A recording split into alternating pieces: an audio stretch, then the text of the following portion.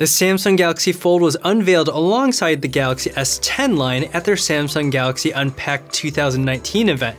And I'm gonna be honest, you'll probably want it, but you can't have it. Plus, do we really need it? Let me explain what I mean by that and more, because this is Tech Today.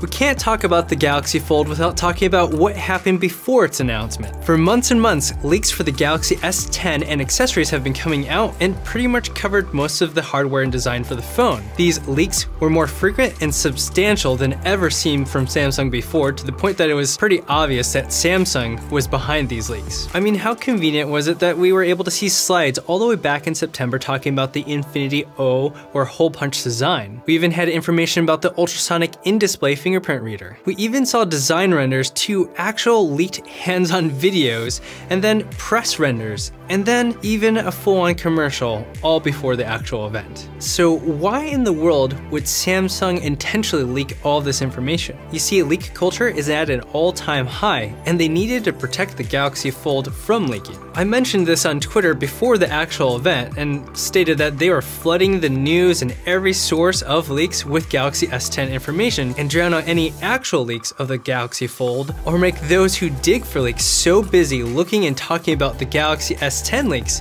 that they don't even have time to look for the Galaxy Fold. Unlike Google, who had their Pixel phones stolen early, sold on the black market, and reviewed early, Samsung took control of the leaks and even put out their own teaser commercial hinting at something that unfolds, and followed through on actually talking about it. To be fair though, they did put out this commercial and it included a foldable device in it, and it doesn't look like the actual Galaxy Fold. But let's talk about the Fold itself and why you can't have it. Samsung kicked off the event with the unveiling of the Galaxy Fold, and it is undeniably the best looking foldable device we've seen so far. Instead of trying to be first and copy, other foldable devices have been teased or released by companies like Xiaomi and Royale, and we can see that the Galaxy Fold is undeniably going to be the best one yet. First, the Galaxy Fold folds flat and folds inward, unlike other models that do not fold flat. The other options have a wedge-like design and have the screen facing outwards. Having the screen on the inside is better in a practical way because it helps protect your screen, but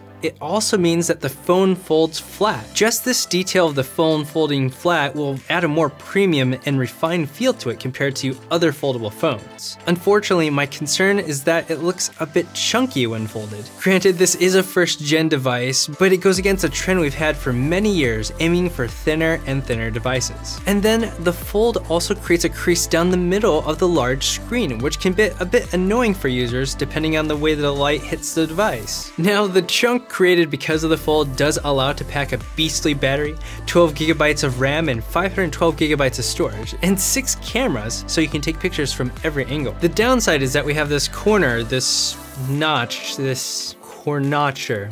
Yeah, cornotcher. Yep.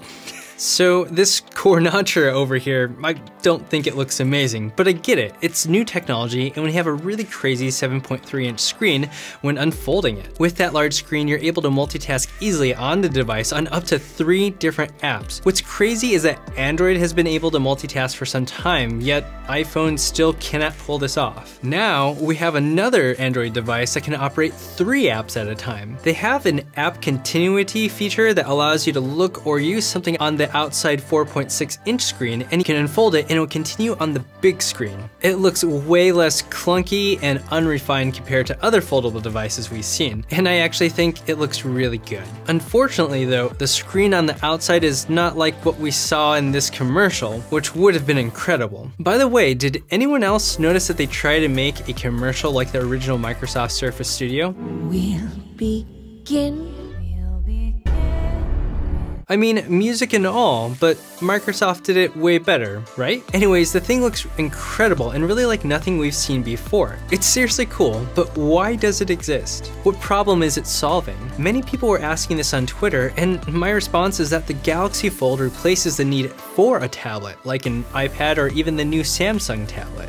This happens because you combine it with your phone. The issue is that Android apps are still awful in tablet formats, and I'm not sure how Samsung will fix that. That means despite Samsung's desire to create a two-in-one device, you're still gonna find a better experience with a dedicated tablet for now. So despite the reason for existing not making a ton of sense, the clunk or the crease down the screen, I bet you still want it. I want it, but I can't have it. You can't have it. The issue is its price. And I think you and I would take it if we could get it for free, but at the price of $1,980, you're probably not going to buy it. It's just too expensive, and those of us on the Android side are already thinking of how expensive iPhones are, so $1,980 for a device is kind of laughable. No, seriously, the audience laughed at the price.